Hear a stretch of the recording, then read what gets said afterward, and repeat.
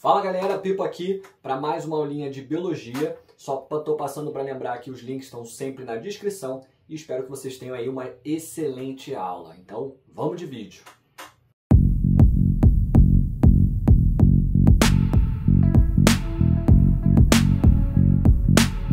De evolução e uma aula de biologia para vocês, aula número 6. A gente vai falar hoje sobre o último tópico da evolução, que é a origem da vida. Então a gente vai trabalhar um pouquinho sobre os conceitos de como a vida se origina no nosso cotidiano e como a vida pode ter surgido a primeira vez aqui no planeta Terra. Isso a gente não tem certeza ainda de nada. Mas a gente vai começar essa aula falando um pouquinho sobre as duas correntes de pensamento há bastante tempo atrás, tá? Lá na casa de 1800, quando a gente começou a avançar na ciência e em tentar entender como que a vida poderia surgir. Naquela época, a hipótese mais aceita, infelizmente, ainda era muito regida pela igreja e pelas outras religiões. A ideia de que apenas um ser criador, né, um ser vivo acima de nós, poderia criar seres e indivíduos. Então eles acreditavam na chamada abiogênese, de que um criador, ou eles muitas vezes não citavam esse criador, mas que poderia haver a transformação de algo não vivo em algo vivo. Essa ideia também foi chamada de geração espontânea, ou seja, a partir de uma pedrinha poderia formar uma bactéria, a partir de uma rocha maior poderia formar um coelho e aí vai.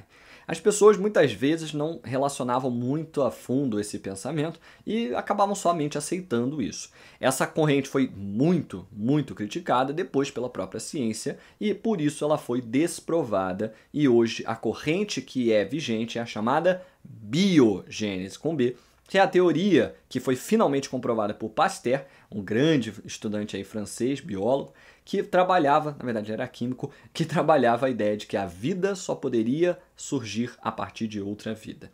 Agora, todos esses experimentos que rolaram acabaram sendo muito estudados depois para que a gente possa compreender que é real mesmo o que eles provaram e que a gente pode sim acreditar na chamada biogênese. E é por isso que a gente vai começar falando desses experimentos, começando pelo de Francesco Redi, um italiano que resolveu provar que a biogênese era verdade e ele fez um experimento extremamente simples. Ele pegou um pedaço de carne, que ele observava que a carne, se deixando exposta a ela, acabava apodrecendo e apareciam larvas a partir dali. E muitos daquela corrente da biogênese acreditavam na ideia de que aquilo ali representaria então que a larva surgiu a partir da carne, ou seja, ela surge a partir de algo não vivo.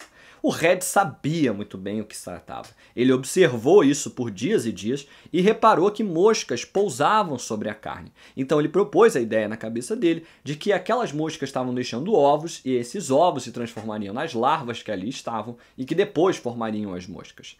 Mas isso era o que ele percebeu. Então ele tinha que mostrar de alguma forma, pelo método científico, que era verdade aquilo que ele pensava.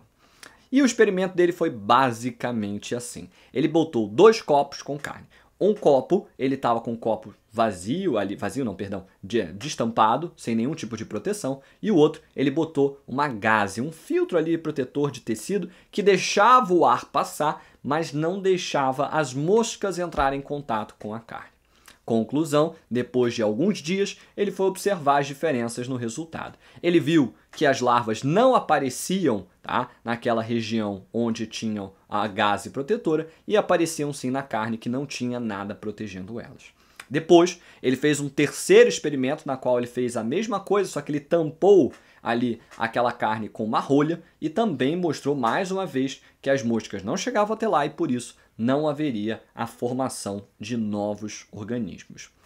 Por que ele fez esse terceiro? Ele fez esse terceiro para deixar bem claro na cabeça dele de que realmente eram as moscas que estavam ali que não poderiam gerar nenhum tipo, tá, de resultado. E além disso, a gente veria basicamente pequenos traços em alguns casos, tá? No caso da gaze, porque a mosca pousava na superfície, como está mostrando aqui na imagem, e a gente poderia ter algumas larvinhas aqui aparecendo.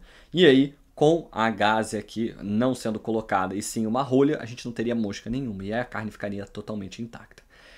Porém, como é que foi o negócio? As pessoas eram muito teimosas, né? As pessoas que acreditam nas coisas, acreditam fortemente, elas não aceitam a verdade tão fácil. Então, o primeiro grande problema que o Redi enfrentou ele foi falado que a falta do ar poderia ser o grande culpado para que a gente não pudesse ter a vida surgindo aqui.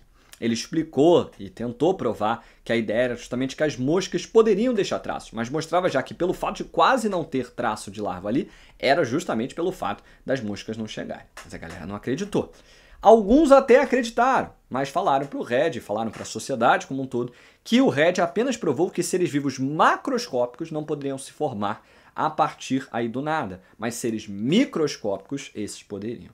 Naquela época a gente estava começando a descobrir ali o microscópio, a gente estava começando a ver esses micróbios e muita gente ficou teimando nessa certeza. Conclusão, o Red não provou categoricamente que a biogênese é verdade e não negou completamente a chamada abiogênese. Mas ele pelo menos quebrou com a corrente mais forte, tá, da galera da abiogênese. Tinha um cara que escreveu um livro em que ele falava que tinha uma receita para criar ratos. Ele deixava, por exemplo, roupas velhas, um pedaço de trigo e num ambiente aí muito escuro, tipo uma casa abandonada. E ele falava que ratos surgiam assim. A doideira de uma ideia, né? Era óbvio que os ratos chegavam lá de fora porque eles iam se alimentar daquele trigo. E era um ambiente que eles podiam usar como residência. Então não tinha nada a ver especificamente de surgir, e sim, na verdade, de migração. Mas todo mundo ainda pensava que isso era verdade, e por isso que o Red aqui foi muito importante para pelo menos quebrar essa galera mais hardcore e que acreditava que era possível um experimento doido como esse dos ratos, tá? Mas essa empreitada seguiu. E aí um estudante do Red, chamado Spallanzani, acabou querendo provar o que o Red começou. E ele foi falar justamente dos micro-organismos, que foi aí uma das coisas que foi criticada do experimento do Red, que não mostrava exatamente essa questão dos micro-organismos. Então ele partiu a estudar caldos de carne. E ele basicamente fez o quê? Ele pegava caldos de carne, ou seja, caldos nutritivos, e vedava eles em alguns potes e deixava expostos em outros potes. E aí ele queria mostrar exatamente que os micro-organismos estavam vindo do ar. Então ele falava, ó, se eu vedar, imagina um pote hermético, e eu ferver aqui dentro esse potezinho, não vai sobrar nada e logo daqui a 3 semanas não vai ter nada aqui. E de fato acontecia. Porque se ele ferveu, ele matou qualquer micro-organismo que estava no caldo. E como está vedado, está isolado do ambiente, não vai ter nenhum micro-organismo ali crescendo. Agora, em comparação, se eu deixasse esse vasinho aberto, os micro-organismos entrariam e com isso eu teria também o surgimento aí de micro-organismos. Também não, né? Passaria a ter o surgimento dos micro-organismos. Mais uma vez, a galera entrou na ideia de que o ar era o princípio ativo vital da vida. Logo, o Spallanzani não pode confirmar a teoria dele porque ele tapou o princípio ativo da vida. Isso insatisfez muito o Spallanzani e ele não conseguiu fazer um novo experimento a partir disso. Para a sorte dele, um francês, Louis Pasteur, estudava também a evolução, estudava um pouco de biologia e de química e ele resolveu esse problema. Ele era um cara que nos dias de hobby dele, ele trabalhava fazendo vidro. Para quem não sabe vidro, como é que faz? Você basicamente pega a areia e você aquece a muito alto, temperaturas altíssimas. E ela forma meio que uma geleca que você consegue aí expandir e formar estruturas aí com um certo formato desejado e você deixa resfriar. Quando resfria, formou-se o vidro, tá? Tem até na Netflix aí vários outros tipos, tá? De basicamente séries ou documentários contando como é que o vidro é feito. Agora, vamos falar sobre essa questão aí do Pasteur. Por que o ato dele de fazer vidros é tão importante? A gente vai ter ali o vidro sendo chave para o experimento dele, porque ele criou um vidro que ninguém mais tinha em nenhum laboratório. Ele pegou um vidro comum, que era uma esfera, que tinha um tubo comprido, mas ele dobrou esse vidro, fazendo um pescoço em formato de cisne ou formato de S. E ele fez exatamente a mesma coisa que o Spallanzani fez. Ele pegou um vidro normal, ferveu e deixou ali por um tempo, proliferou cheio de micro-organismos, e depois ele pegou e colocou outro caldo, ferveu neste vidro em particular. E o que aconteceu? Semanas se passaram e não houve o desenvolvimento de micro-organismos no caldo. Porque os micro-organismos estavam vindo pelo ar. Então ele explicou corretamente e depois mostrou em microscópio que aqui estavam os micro-organismos, porque eles não conseguiam fazer essa virada aqui no tubo em forma de S e por isso se acumulavam aqui.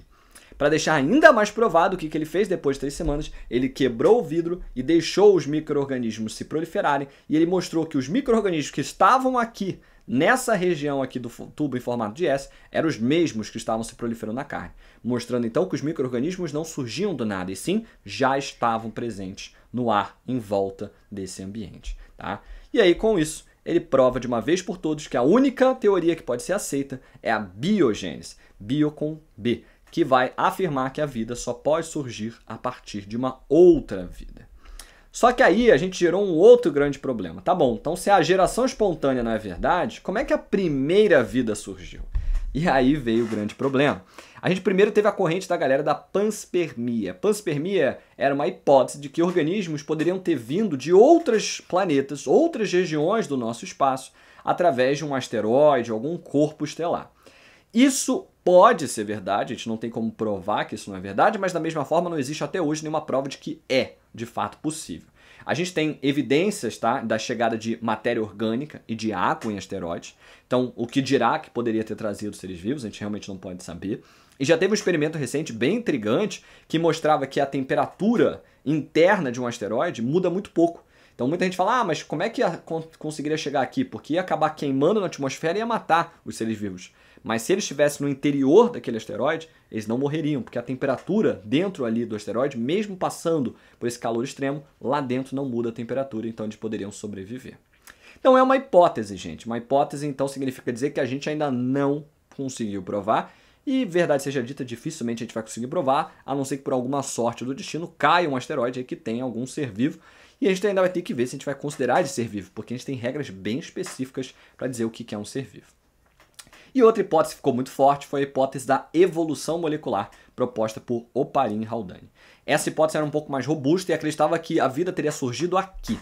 Basicamente, ele acreditava que moléculas inorgânicas foram acabar formando moléculas orgânicas e que essas moléculas orgânicas se aglomeraram, se juntaram e formaram moléculas e células primitivas. Tá? Agora, esse evento não deixaria de ser uma abiogênese, e eles realmente defendem isso, de que seria um evento único, tá? E que isso não vai quebrar as ideias de Pasteur. Sim, a biogênese continua sendo verdade. Tá? Agora, eles foram provar isso, e eles fizeram um experimento no qual eles colocaram num equipamento de vidraria vários elementos que eles acreditavam ter na Terra primitiva, e até a tecnologia da época de fato era o que todo mundo acreditava ter. Que era, por exemplo, o gás hidrogênio, o monóxido de carbono, amônia, metano e água. E eles fizeram o quê? Eles foram jogando esses elementos todos juntos e vão colocando descargas elétricas, pequenos choques. Por que os choques? Porque eles perceberam, a partir de análises de terra, de gelo do passado, que houve essa época que eles estavam pensando ser o momento onde a vida teria surgido, que a gente tinha um planeta Terra onde era um grande oceano, uma grande sopa primordial, que eles chamaram, e tinham muitas tempestades de raios, muitas descargas elétricas. Então essas descargas elétricas poderiam ser o gatilho energético para que a gente pudesse ter essa formação das primeiras moléculas orgânicas. Demorou alguns anos, daquele experimento rolando, e ele lá dando descarga elétrica, descarga elétrica, descarga elétrica, e eventualmente formaram alguns aminoácidos e alguns pequenos glicídios. E com isso, Oparin e Haldane conseguiram provar para a gente que sim, a gente teria aí a chance de ter moléculas orgânicas sendo formadas a partir de moléculas inorgânicas. Repara que eles não provam a hipótese por um todo, porque eles provaram apenas a primeira parte, tá, da hipótese heterotrófica. Eles queriam depois mostrar que essas moléculas orgânicas poderiam se juntar e se aglomerar e formar as células primitivas que eles chamaram de coacervados. O que seria essa formação dos coacervados? Seria a formação de uma pequena membrana plasmática, muito mais simples, a partir dos lipídios que ali se formaram, e a formação de um material genético que a gente estima que seria um RNA. Por quê? Porque ele é mais simples, porque ele é de fita simples, tem uracila, então faria mais sentido, tá, a gente ter uma célula usando desse material genético um pouco mais primitivo. Agora, tudo isso aqui, que a gente explicou agora, das moléculas orgânicas formando essas células primitivas, isso nunca foi provado. A gente não conseguiu fazer esse laboratório, tenta-se até hoje, mas nada chegou nem perto. E verdade seja dita, hoje muita gente até critica um pouquinho esse começo, porque já foi mostrado, tá, que esses gases não são exatamente os gases que estavam na atmosfera naquela época. Então, vai saber se de fato isso aconteceu. Mas verdade seja dita que eles mostraram algo que é muito impactante. Moléculas inorgânicas podem sim formar moléculas orgânicas. É muito maior do que isso. Então, foi uma teoria muito interessante que hoje alguns chamam de teoria de Oparin Haldane para falar especificamente da evolução das moléculas, mas não da hipótese dos coacervados. Que essa, para sempre, provavelmente será a hipótese, porque dificilmente alguém vai conseguir provar isso. Agora, a gente também teve uma continuação dessa hipótese para a gente falar sobre a evolução do metabolismo. O pessoal questionou, então, beleza, Vamos assumir que o Oparin e o Rhodânia estão certos e formaram-se aqueles primeiros organismos. Do que eles se alimentavam? Tinham duas grandes hipóteses, tá? Tinha a galera da hipótese heterotrófica, falava, ó, ali você tinha muita molécula orgânica solta, então as primeiras células poderiam se alimentar dessas moléculas orgânicas no ambiente, ou até se alimentar de outros coacervados que estavam ali. Outros acreditavam na hipótese autotrófica. Hoje eles são os mais aceitos. Eles partiam da ideia de que no começo a gente tinha seres quimiosintetizantes, seres que faziam aí certas reações químicas e usavam dessa energia das reações químicas para gerar energia para o seu funcionamento. A gente vê hoje vários micro-organismos muito curiosos no interior da crosta terrestre que são quimiosintetizantes. Muita gente acha que isso não é viável porque não gera muita energia, mas é verdade que o metabolismo dessas células era tão lento que ele basicamente precisava fazer isso pouquíssimas vezes para sobreviver. Não é como se ele fosse uma planta que precisasse fazer a quimiossíntese constantemente, tá? Quanto mais lento o metabolismo, menos vezes você vai precisar fazer a síntese de alimento, tá? Outros seres aí depois talvez tenham começado a fazer uma fermentação. Isso é muito importante que vocês entendam, porque a fermentação ela é mais primitiva, uma vez que ela não fazia uso do oxigênio, e isso já foi perguntado lá no Enem. Por que não a respiração celular? Porque não tinha oxigênio. E a gente sabe hoje que primeiro veio um organismo fotossintetizante capaz de usar um gás carbônico, que também não estava lá no começo, mas beleza, ele estava provavelmente depois da fermentação, e passa a fazer aí o alimento dele usando esse gás carbônico e liberando oxigênio. A partir do acúmulo muito grande de oxigênio é que a gente começa a ver a presença de seres que fazem a respiração celular e que usam oxigênio. Então, seres vivos aeróbios, tá? Agora, isso são várias mutações. Muito tempo, tá? E vale dizer que tudo isso aconteceu na época que apenas existiam seres procariontes. E depois a gente foi tentar entender como que os eucariontes surgiram. E aí veio a ideia da teoria endosimbionte, que ela vai mostrar para a gente dois passos. Primeiro, que os eucariontes surgem por invaginações, ou seja, a partir de uma célula procarionte, ele começa a fazer dobramentos na sua membrana e com isso ele vai crescendo e formando aqui, ó, aqui em azul, as organelas membranosas, como retículo endoplasmático, como complexo de Golgi, lisossomos e muito mais. Então essa célula cresce fazendo dobramentos na sua membrana e com isso ela aumenta de tamanho, além de poder criar organelas a partir da membrana plasmática. E além disso, a gente poderia observar também que algumas dessas organelas, elas não são organelas nativas dessa célula eucarionte. Elas foram, na verdade, endocitadas, daí o nome endosimbionte. E depois, essas bactérias que foram colocadas para dentro, tá? Então eram bactérias de vida livre, elas passam a se comportar apenas como organelas. Por isso o nome simbionte. Porque o que é um simbionte? É um ser vivo que vive dentro de outro, no qual eles têm uma relação aí de apoio mútuo, é benéfico aos dois, mas um é muito entrelaçado ao outro e muito dependente do outro, tá? Então a ideia de que uma célula eucarionte primeiro, tá? Lembrar que a ordem é que importa, primeiro colocou uma bactéria heterotrófica, uma bactéria capaz de fazer respiração celular para dentro. Ele coloca ela para dentro e com isso a gente consegue fazer respiração celular agora nessa célula eucarionte. E depois, apenas uma linhagem vai acabar colocando para dentro uma bactéria capaz de fazer fotossíntese que vai acabar se comportando como um cloroplasto e vai acabar permitindo a essa célula produzir o próprio alimento a partir do gás carbônico e da água.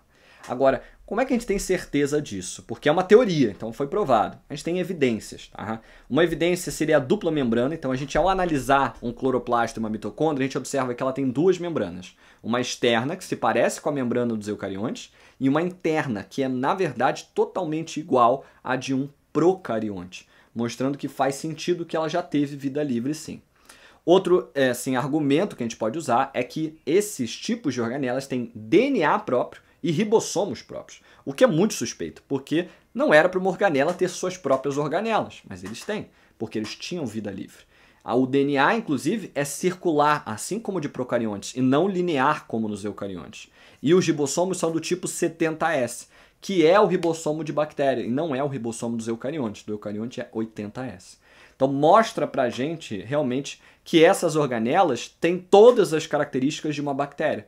A única característica que elas não têm é que elas não têm mais vida livre. Elas ficam presas dentro da célula eucarionte, mas vivendo em harmonia, tá? Por isso a ideia de simbiose. Cuidado, esse tipo de questionamento já apareceu bastante na prova da UERJ e já apareceu também na prova do Enem, tá? Então fiquem ligados, por favor, nessa teoria. Bom, por hoje é só. A gente vai fechar a evolução por aqui e a gente fica aí para uma próxima para a gente começar um novo conteúdo. Então, até a próxima, um grande abraço e valeu!